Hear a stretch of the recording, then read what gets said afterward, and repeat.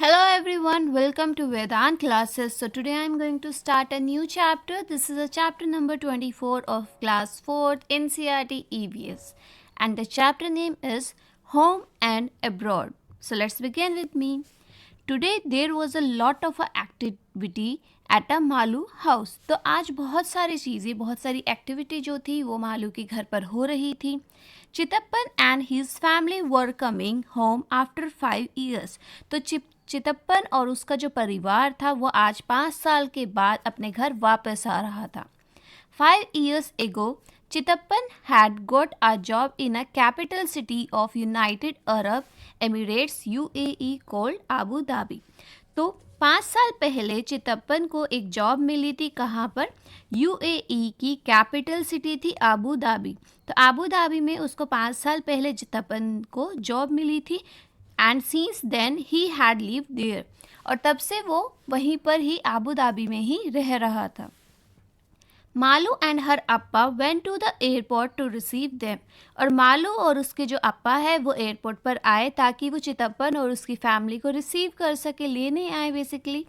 After the plane landed, तो उसके बाद प्लेन लैंड हुआ. The passenger had to wait for some time to collect their luggage. और उसके बाद जो पैसेंजर्स थे, मतलब जो प्लेन के अंदर बैठे हुए थे उनको हम पैसेंजर्स बोलते हैं, तो उन पैसेंजर्स को थोड़ा सा रुकना पड़ा ताकि वो क्या कर सके, ताकि वो अपना लगेज मतलब अपना सामान कलेक्ट कर सके, ले सके. बिकॉज पैसेंजर पहले उतर जाते हैं और सामान बाद में आता है प्लेन से basically. At last Chitappan, Kunjamma and their 2 children could be seen coming out. और थोड़ी ही देर बाद जो चितप्पन है और जो कुंजम्मा है और उनके 2 बच्चे, उनको बाहर आते हुए देखा गया. अब चितप्पन बेसिकली क्या होता है? चितप्पन होता है चाचा, कुंजम्मा होती है चाची. तो चाचा, चाची और उनके 2 बच्चे बाहर आते हुए एयरपोर्ट पर दिखे.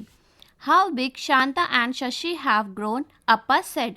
अब अप्पा ने बेसिकली, अप्पा और मालू ने 5 साल बाद देखा था उन लोगों को.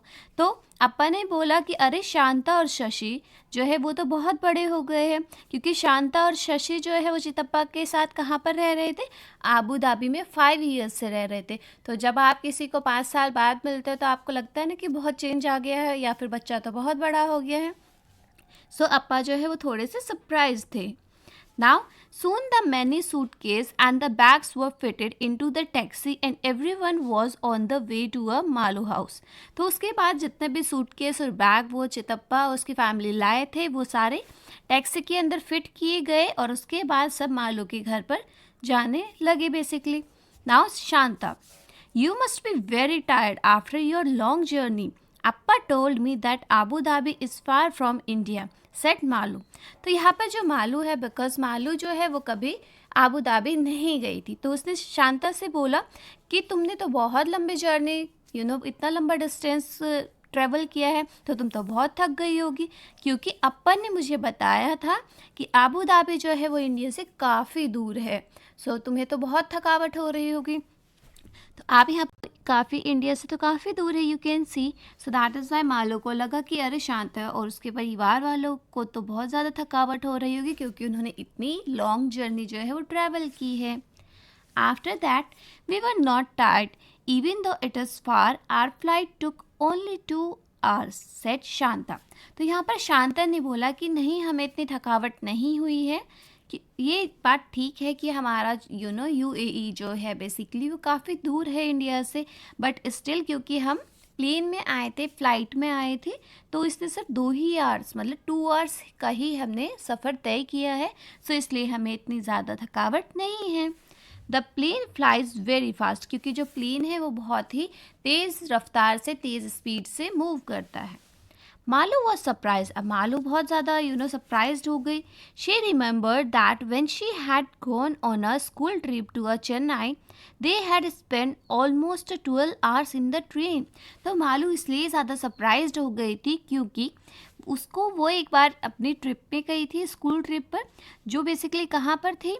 जो चेन्नई से गई थी. सो यू कैन सी कि वो सिर्फ चेन्नई से गई थी कोची तक. सो यू कैन सी यहाँ पर है कोची और यहाँ पर है चेन्नई, और ये सिर्फ इंडिया के अंदर ही है.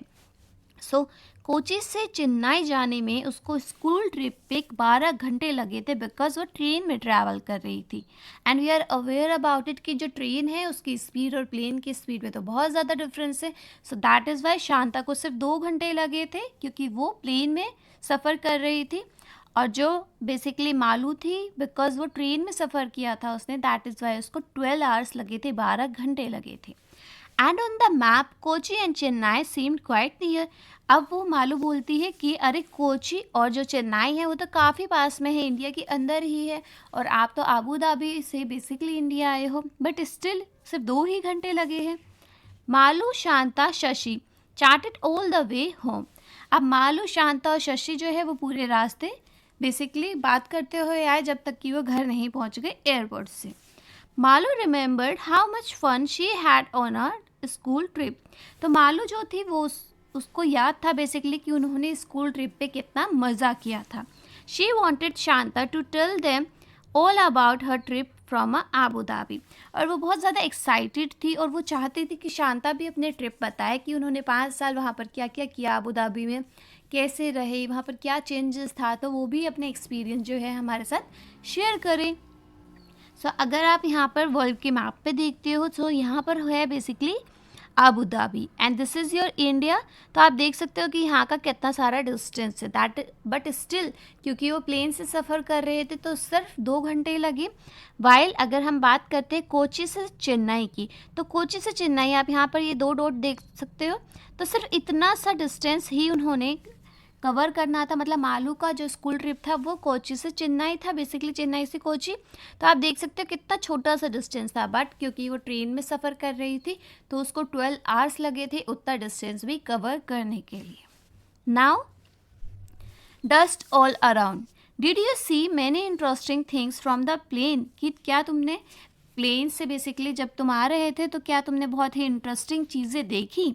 आस्क मालू। तो मालू को बेसिकली बहुत ज़्यादा क्यूरियोसिटी थी, वो बहुत कुछ जानना चाहती थी शांता से, तो कि तुमने क्या क्या इंटरेस्टिंग चीज़ें देखी जब तुम प्लेन से सफ़र कर रही थी। So most of the time we saw only clouds because the plane was flying so high, even higher than the clouds said Shanta.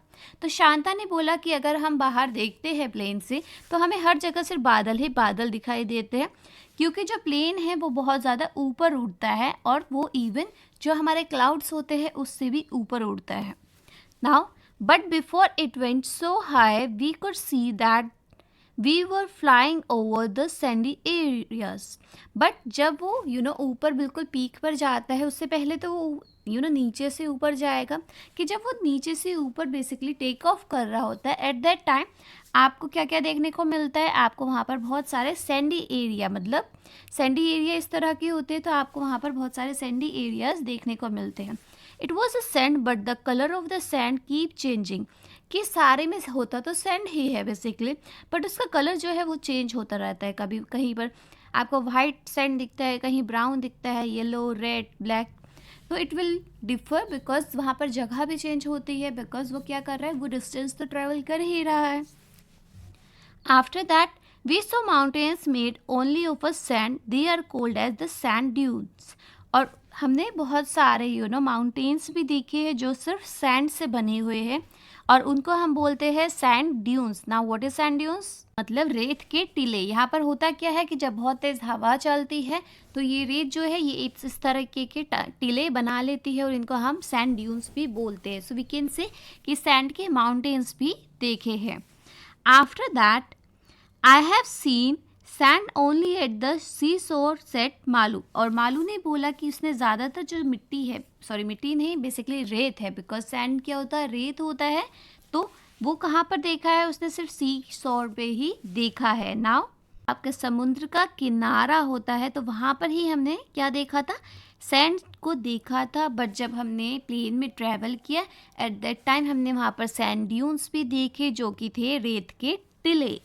Now then you should come to visit us said Chitappan. तो चितप्पन ने बोला कि उसके तुम लोगों को भी वहाँ पर आना चाहिए था। Now the countries around Abu Dhabi are located in a desert area. कि जो कंट्री है बेसिकली आबू धाबी की वो ज़्यादातर डेजर्ट एरिया में है, एग्जिस्ट करती है। Now, even if one drives a little away from the city, one can see miles and miles of a sand. No trees, no greenery, just sand. और because वहाँ पर डेजर्ट एरिया था तो वहाँ पर क्या होता है कि अगर आप थोड़ा सा भी उस एरिया से बाहर चले जाते हो तो आपको हर जगह जो है रेत ही रेत दिखाई देगी। वहाँ पर ना तो कोई आपको पेड़ दिखते हैं, ना ही आपको वहाँ पर ग्रीनरी दिखती है। और आपको क्या दिखेगा? आपको सिर्फ वहाँ पर सैंड्स और सैंड ही दिखेगी। I used to dream of the thick greenery and cool water around our home in a Kerala, said Kunjamma. Now Kunjamma says कि मैं बेसिकली यूजुअली क्या करती थी, मैं ड्रीम करती थी, सोचती थी कि थिक ग्रीनरी मतलब बहुत ही हरियाली और ठंडा ठंडा पानी, जैसे आप देख सकते हो यहाँ पर हरियाली भी है और ठंडा पानी भी है। तो इस तरह का ड्रीम जो है वो मैं इमेजिन करती थी कि हमारे घर के पास इस तरह का एरिया हो जहाँ पर ग्रीनरी भी हो और ठंडा पानी भी हो। और ये ड्रीम किसका था? ये था कुंजम्मा का dream. So I am so happy to see all this after such a long time. So Kerala में ये चीज़ें बहुत ज़्यादा कॉमन है, वहाँ पर ग्रीनरी और वाटर दोनों ही मिल जाता है। सो शी वॉज सेइंग कि मैं बहुत ज़्यादा खुश हूँ कि मैं इतने दिनों बाद अपने घर आ सकी। The children have almost forgotten how it feels when it rains. तो बच्चे जो थे बेसिकली, क्योंकि वो आबू धाबी में रहे थे, तो वो ये भूल ही गए थे कि जब बारिश होती है तो आपको कैसा फील होता है। So you know it almost never rains in a desert area, said Chitappan. तो चितप्पन ने बोला कि तुम्हें पता है कि जो डेजर्ट वाला एरिया होता है वहाँ पर बारिश होती ही नहीं है, या फिर बहुत ही कम होती है, यूजुअली होती ही नहीं है। Water is really very precious over there. और वहाँ पर पानी जो है वो बहुत ज़्यादा कीमती होता है, क्योंकि वहाँ पानी की कमी है। No rain, no river, no lakes, no ponds, कि ना तो वहाँ आप रेन देख सकते हो, बारिश नहीं होती, ना ही वहाँ पर कोई रिवर है, कोई लेक भी नहीं है, और इवन वहाँ पर कोई पॉन्ड तक नहीं है। So even below the ground there is no water. और अगर आप ज़मीन के अंदर भी देखोगे तो भी वहाँ आपको पानी देखने को नहीं मिलेगा। But added Shashi, there is a lot of oil under the sandy soil. तो शशि ने बोला मगर वहाँ पर मतलब आबू धाबी में एक चीज़ है कि अगर आप सॉइल के मतलब सैंडी सॉइल के अंदर देखोगे तो वहाँ पर आपको ऑयल मतलब तेल बहुत देखने को मिलता है। So petrol is easily available in these countries. So that is why Abu Dhabi में जो पेट्रोल है वो बहुत ईजिली मिल जाता है, बिकॉज जैसे हमारे ज़मीन के नीचे पानी मिलता है, वहाँ पर उनकी जो सैंडी सॉइल होती है उसके नीचे उन्हें ऑयल मिलता है। तो उन लोगों के लिए वाटर बहुत ज़्यादा प्रीशियस है, क्योंकि वहाँ पर वाटर की काफ़ी कमी है। And in fact the petrol is cheaper than a water, said Chitappan. और चितप्पन ने बताया कि आबू धाबी में पेट्रोल जो है वो सस्ता है कंपैरेटिवली टू अ वाटर, कि पानी ज़्यादा महंगा है और पेट्रोल सस्ता है वहाँ पर, बिकॉज पेट्रोल तो ईजिली वहाँ पर मिल जाता है ना, पानी की कमी है। सो दैट इज़ वाई पानी का प्राइस ज़्यादा है। Now by this time the taxi had reach Malu house. और अब जो टैक्सी है वो मालू के घर पर पहुँच गई। Shanta and Shashi were surprise to see so many fruit trees. अब शांता और शशि जो थी उन्होंने बहुत दिनों से केरला आए ही नहीं थे, तो वो बहुत वो फ्रूट ट्रीज मतलब जो पेड़ है फलों से लगे हुए, वो उन्हें देख के बहुत ज़्यादा सरप्राइज हुई। और यहाँ पर कौन कौन से फ्रूट ट्रीज थे? कोकोनट था, बनाना था, जैक फ्रूट था, papaya is there, betel nut is there, so many kind of a trees, कि इतने तरह के पेड़। सेट शशि, तो शशि ने ये बोला कि इतने तरह के पेड़ है यहाँ पर। We use to see only one kind of a trees there, the date palms, because it is only one that can grow in a desert. कि यहाँ पर तो इतनी अलग अलग वेराइटी के पेड़ है और इतने अलग अलग तरह के फल हैं। बल्कि अगर हम आबू धाबी की बात करते हैं, वहाँ पर तो सिर्फ एक ही तरह के पेड़ होते हैं जिससे हम डेट पाम बोलते हैं, क्योंकि डेजर्ट के एरिया में सिर्फ डेट पाम ही है जो ग्रो कर पाता है। Now it is only one that can grow in a desert. The date is the most common fruit. और वहाँ पर जो डेट है बेसिकली वो सबसे कॉमन फ्रूट है जो कि अवेलेबल होता है। ये डेट फ्रूट है जिसको हम खजूर भी बोलते हैं। तो आबू धाबी बिकॉज एक डेजर्ट एरिया है तो वहाँ पर पानी जो है वो इतना इसलिए नहीं मिलता है। सो दैट इज़ वाई वहाँ पर डेट पाम के ही ज़्यादातर ट्रीज आपको देखने को मिलेगी। और वहाँ का कॉमन फ्रूट क्या है? That is the date basically. और ये डेट को हम खजूर भी बोलते हैं। तो खजूर जो है वो बहुत ज़्यादा कॉमन है आबू धाबी में। वाइल अगर हम अपने इंडिया की बात करते हैं तो यहाँ पर तो बहुत तरह के फ्रूट्स अवेलेबल है, बहुत तरह के पेड़ अवेलेबल है, बहुत तरह के ऐसे ट्रीज़ है जो कि फ्रूट्स बियर करते हैं। सो वी कैन से कि यहाँ पर बहुत ज़्यादा क्या है, डाइवर्सिटी है। डाइवर्सिटी क्या होता है, बेसिकली बहुत तरह की चीज़ें एक ही एरिया पे अवेलेबल है। सो आपने देखा कि हमारा इंडिया तो बहुत ज़्यादा सुंदर है।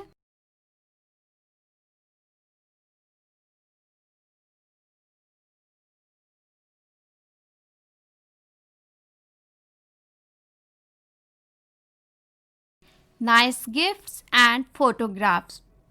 After they had met everyone, कुंजम्बा unpacked their bags. तो जब कुंजम्बा और बेसिकली चितप्पा थे, वो जब सब लोगों से मिल लिए घर आकर, तो उन्होंने क्या किया, उन्होंने अपने बैग को अनपैक किया, मतलब सारा सामान निकालना स्टार्ट किया। They had brought gifts for everyone, और वो सबके लिए कुछ ना कुछ गिफ्ट लाए थे आबू धाबी से। They gave dates for everyone to eat, और हमने अभी देखा था प्रीवियस वीडियो में कि डेट क्या था, वो वहाँ का कॉमन फ्रूट था जो कि सब लोग ईट करते थे। सो यू कैन सी ये होता है date and this is a date palm, ये इसके पेड़ होते हैं। तो ये बहुत ही कॉमन फ्रूट है वहाँ पर आबू धाबी के अंदर। तो डेट्स लाए गए थे बेसिकली सब लोगों के लिए, और सबको खिलाए भी गए। After that the date were very sweet and tasty, और ये जो डेट थे बेसिकली फ्रूट था, ये बहुत ज़्यादा स्वीट था, मीठा था और बहुत ज़्यादा टेस्टी भी था। Shashi showed Malu some notes and coin. अब शशि ने क्या किया, मालू को कुछ नोट्स और कॉइन्स दिखाए, कहाँ के, आबू धाबी के। Shanta explain that the money they use in Abu Dhabi was a different and was called as dirham. तो बेसिकली उन्होंने बताया कि जो नोट वो वहाँ पर यूज़ करते थे या कॉइन्स वहाँ पर यूज़ करते थे, वो हमारे कॉइन्स से बहुत ज़्यादा डिफरेंट होते हैं, और उनको हम क्या बोलते हैं, हम उनको बोलते हैं दिरहम। ठीक है, जैसे हम अपने पैसों को क्या बोलते हैं, मनी को क्या बोलते हैं, रुपीज़ बोलते हैं। तो जो आबू धाबी की बेसिकली रुपीज़ थी, मनी थी, कैपिटल थी, so that will be the dirham. It had some writing in their local language, तो उनकी खुद की लैंग्वेज में उस पर कुछ लिखा रहता था, और उनकी लैंग्वेज क्या है, that will be the Arabic. Arabic जो है वो आबू धाबी की लोकल लैंग्वेज है। They also showed many photograph of the place wear they live, और उन्होंने काफ़ी सारी फोटोग्राफ्स दिखाई जहाँ पर कि वो रहते थे बेसिकली। तो आप यहाँ पर क्या देख सकते हो, ये जो है दीज वर द कॉइन्स जो कि आबू धाबी के हैं। तो आप देख सकते हो कितना थोड़े यूनिक है हमारे रुपीज़ से। आफ्टर दैट आप यहाँ पर देखिए, तो ये जो कॉइन्स है बेसिकली ये है आबू धाबी के बेसिकली कॉइन्स दिरहम, और ये है उनके rupees. Okay, now Chitappa gave Malu a globe. अब चितप्पा ने क्या किया, उन्होंने मालू को एक ग्लोब दिया, और उसके बाद जब ग्लोब उसको दे दिया गया, so what will happen, he said Malu why don't you locate Abu Dhabi on this. और उन बच्चों को बताया गया कि तुम इस ग्लोब के अंदर आबू धाबी क्यों नहीं ढूंढती हो। The children enjoyed playing with the globe and looking for a different places on the globe. अब बच्चे जो थे वो बहुत ज़्यादा क्यूरियोसिटी उनकी जाग गई, तो वो सारे क्या करने लगे, वो ग्लोब के साथ खेलने लगे और अलग अलग जगहों को देखने लगे। जैसे I already told you about it कि अगर आप यहाँ पर वर्ल्ड का मैप देखते हो, सो व्हाट विल हैपन, यहाँ पर है यूएई और यहाँ पर है हमारा इंडिया, और उसके बाद यू कैन सी कि ये कितना डिस्टेंस जो है वो ट्रेवल करता है। So it is far from a India, तो ये काफ़ी दूर होता है, आबू धाबी जो है हमारे इंडिया से काफ़ी दूर है। Now Malu found Chennai and Kochi, और जो मालू है उसने चेन्नई और कोची भी देख लिया, बिकॉज वो वहाँ पर क्या गई थी, स्कूल ट्रिप के लिए गई थी। जो आप यहाँ पर ये दो डॉट्स देख सकते हो बेसिकली ये है Kochi and Chennai. After that in the evening everyone sat in a veranda, तो शाम का वक्त हो गया था, अब सब लोग जो है वो अपने वेरांडा में बैठ गए थे, बाहर बैठ गए थे। Enjoy the breeze and looking at the photograph, और वो लोग सारी फोटोग्राफ्स को देख रहे थे, और जो ठंडे ठंडे हवा चलती है, ब्रीज चलती है शाम के टाइम पे, वो उसको इन्जॉय कर रहे थे। They saw that in Abu Dhabi the buildings were told with the many storeys and a big glass windows, और उन्होंने बताया कि जो आबू धाबी है बेसिकली आप यहाँ पर पिक्चर में देख सकते हो कि आबू धाबी के जो बिल्डिंग्स हुआ करती थी, घर हुआ करते थे बेसिकली, वो बहुत ही बड़े बड़े होते थे, बहुत ही टॉल बिल्डिंग्स होती थी, बहुत सारे मल्टी स्टोरी मतलब, और वहाँ पर बहुत ही बड़े बड़े ग्लास की विंडोज़ थी. Now Malu said, "You must be getting nice cold breeze through the big window." तो मालू ने बोला, फिर तो तुम बड़ी ठंडी ठंडी हवा इंजॉय करते होगे, क्योंकि इतनी बड़ी बड़ी विंडोज़ थी, इतनी बड़ी बड़ी खिड़कियाँ थी वहाँ पर. So Chitappan said, "we can not open the windows because of the heat." तो चितप्पन ने क्या बताया कि वहाँ पर इतनी ज़्यादा गर्मी थी अबू धाबी में कि हम वहाँ पर खिड़कियाँ खोल ही नहीं सकते थे, हर वक्त घर के अंदर जो है एसी चलाना पड़ता था. वेयर एवरी वन स्टे, तो जहाँ पर भी लोग रहा करते थे बेसिकली, जिस भी रूम में हम रहते थे वहाँ हमेशा एसी को ऑन रखना पड़ता है. Is the weather is very hot, क्योंकि वहाँ का जो वेदर है वो कैसा है, वो बहुत ही ज़्यादा हॉट है. People wear loose cotton clothes, और लोग जो है वहाँ पर कॉटन के कपड़े पहनते हैं ताकि वो और फुली कवर्ड रहते हैं. आप यहाँ पर देख सकते हो ये जो है, तो ये बिल्कुल सर से लेकर पैर तक बिल्कुल कवर्ड रहते हैं ताकि जो हीट है, बिकॉज वहाँ पर होता क्या है, वहाँ पर बहुत ज़्यादा गर्मी है, तो ताकि वो स्ट्रॉन्ग जो सन है बेसिकली उससे अपने आप को प्रोटेक्ट कर सके. सो Y they wear a loose cotton clothes to protect themselves from a strong sun. सन की गर्मी से अपने आप को बचाने के लिए ये लूज कॉटन क्लोथ्स पहनते हैं, बिकॉज वहाँ पर बहुत ज़्यादा गर्मी होती है.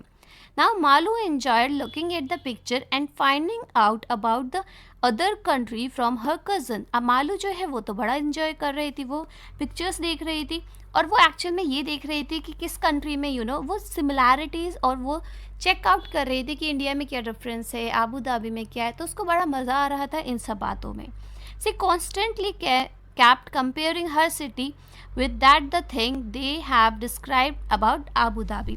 और वो यहाँ पर कंपेयर कर रही थी अपनी सिटी को और आबू धाबी की, जो वो बातें बता रहे थे उसको. She decided that she would make a project report, और उसके बाद उसने सोचा कि डू वन थिंग, कि मैं एक काम करती हूँ. मालू ने बोला कि मैं एक प्रोजेक्ट रिपोर्ट बनाती हूँ आबू धाबी के ऊपर अपनी क्लास के लिए, और फिर मैं उसको बताऊंगी बेसिकली. तो जो भी एक्सपीरियंस उसने बेसिकली यहाँ चितप्पा और उसकी फैमिली से लिया, वो उसकी रिपोर्ट बनाकर अपनी क्लास में रिप्रेजेंट करना चाहती थी. After that, now the question answers. You can also make a small report comparing Abu Dhabi with the place where you live.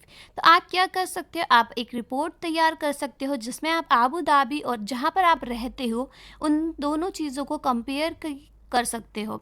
You can use some of these points mention below, और नीचे आपको कुछ points दे रखे हैं, आप उनसे क्या कर सकते हो, अपना वर्क बेसिकली प्रोजेक्ट तैयार कर सकते हो. While writing the report you can also draw a picture और पुट फोटोग्राफ, और फिर आप अपने घर के आसपास की, मतलब अपने जो एरिया आप रहते हो वहाँ की और आबू धाबी की पिक्चर्स भी या तो ड्रॉ कर सकते हो या फिर आप लगा सकते हो.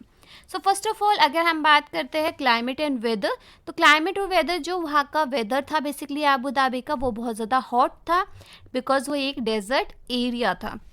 तो यहाँ पर आप लिख सकते हो कि आबू धाबी का जो वेदर था वो बहुत ज़्यादा हॉट था और वो एक डेजर्ट एरिया था. और उसके बाद आप कंपेयर कर सकते हो कि जहाँ पर आप रहते हो वहाँ का वेदर कैसा है. ठीक है, बिकॉज आप अलग अलग जगहों पे रहते हो, तो आप अपने जगह को यहाँ कंपेयर करोगे इन सारे पॉइंट्स से basically. After that, what people wear, कि वहाँ के लोग क्या पहनते थे.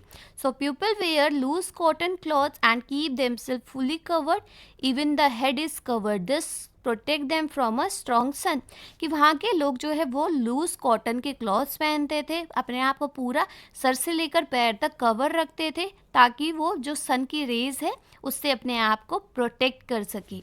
Now the trees and the plants, अब बात आती है ट्रीज और प्लांट्स की.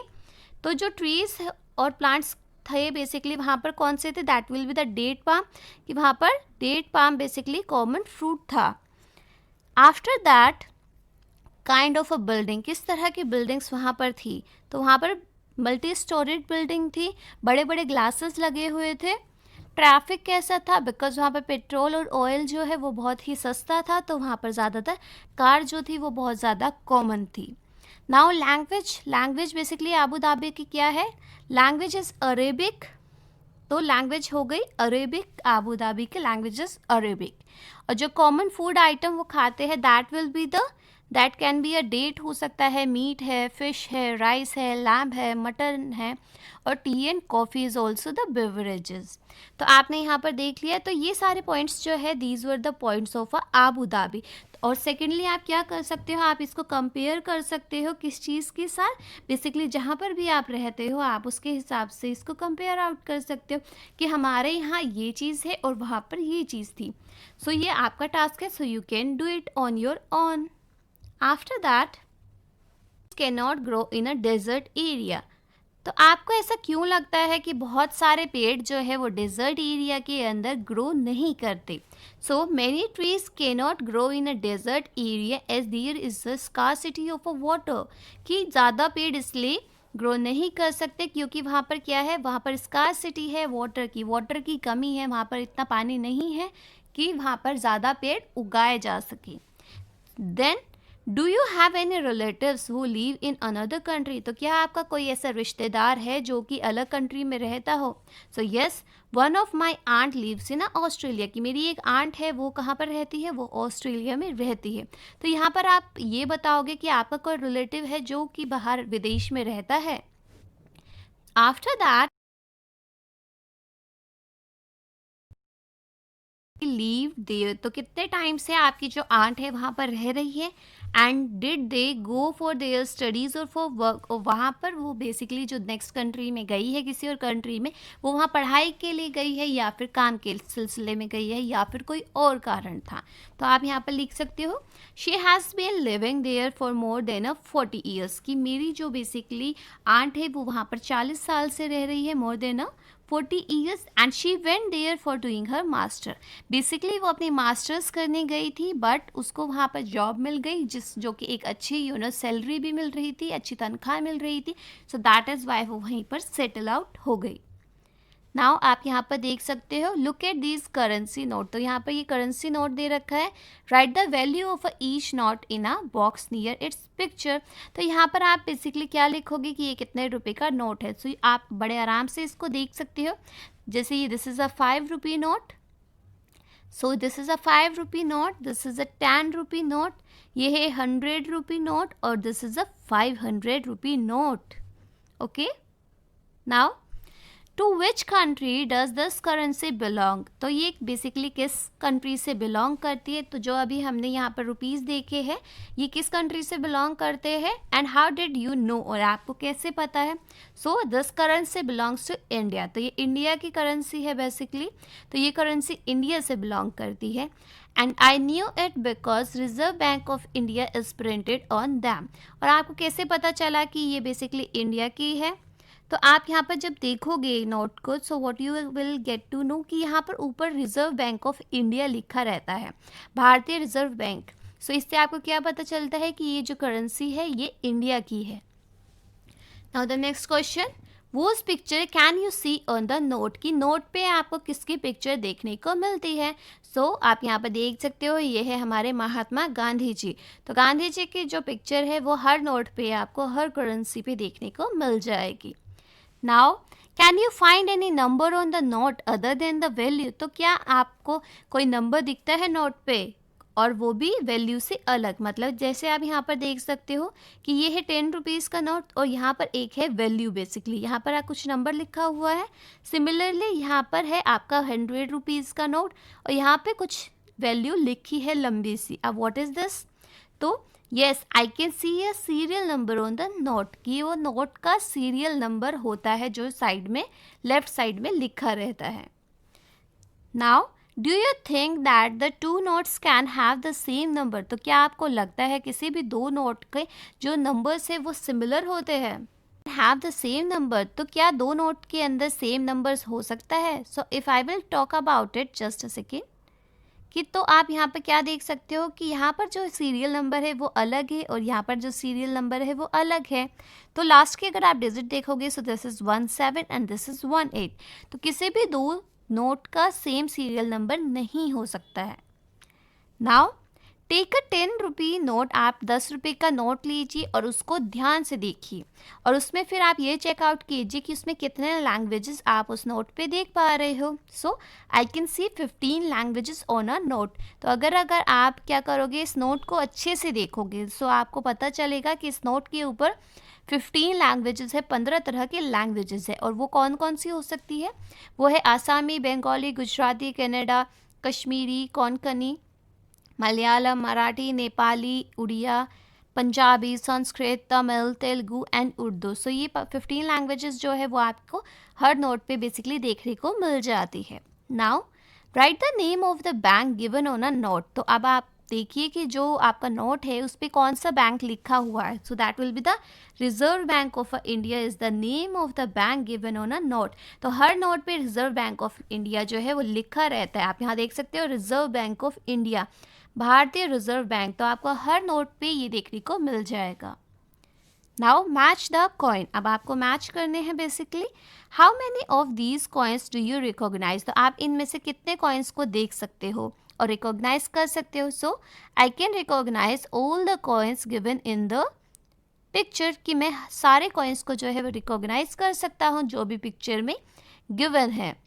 सो आप क्या देख सकते हो, this is a 1 rupee note, sorry 1 rupee coin, 5 rupee coin, 50 paisa, 1 rupee, 5 rupee, 2 rupee, 50 paisa, 1 rupee. Okay. Now what is written on each coin other than the value. तो वैल्यू के अलावा और क्या लिखा रहता है हर कॉइन पे. So the name of the country, तो कंट्री का नेम लिखा रहता है. India is written on each coin other than the value.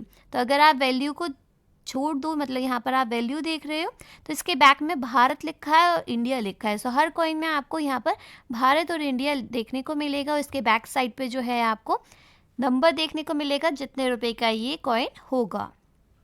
Now look at this notes, do they all belong to India. तो आप ये सारे नोट्स को देखिए और फिर आप बताइए क्या ये सारे इंडिया से बिलोंग करते हैं, इंडिया के रुपीज़ है ये. Put a circle around a note that are not Indian. तो आपको एक सर्कल करना है उन नोट्स पे जो कि इंडिया के नहीं हैं. Find out which country do they belong. और उसके बाद आपको ये बताना है कि ये कौन से कंट्री का कौन सा नोट है. सो अगर हम बात करते हैं बेसिकली, सो ये हमारे इंडिया का नहीं है, ये भी इंडिया का नहीं है, this is also not belong to India, ये भी इंडिया का नहीं है, this is also not India rupee. So basically what we can say कि जिसपे सर्कल नहीं है. सो ये हमारा 100 का नोट हो गया, this is a 5 and this is a 10. तो यहाँ पर 3 है बेसिकली जो कि हमारे इंडिया के नोट है. आफ्टर दैट बाकी की ये जो सारे नोट्स है ये कहाँ से बिलोंग करते हैं, कहाँ के नोट है ये. सो ये जो फर्स्ट वाला नोट आप देख रहे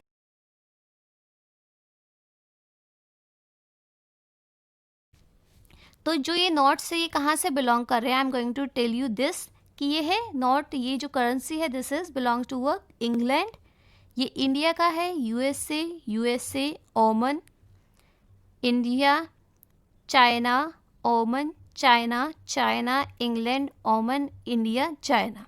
सो बेसिकली आप यहाँ पर लिख सकते हो कि कौन सा करेंसी कहाँ से बिलोंग करता है. So now our chapter is completed. Thank you for watching. Have a nice day. अगर अभी तक आपने हमारे चैनल वेदांत क्लासेस को सब्सक्राइब नहीं किया है then please do subscribe our channel Vedant classes for more videos and for more updates. Stay tune with us.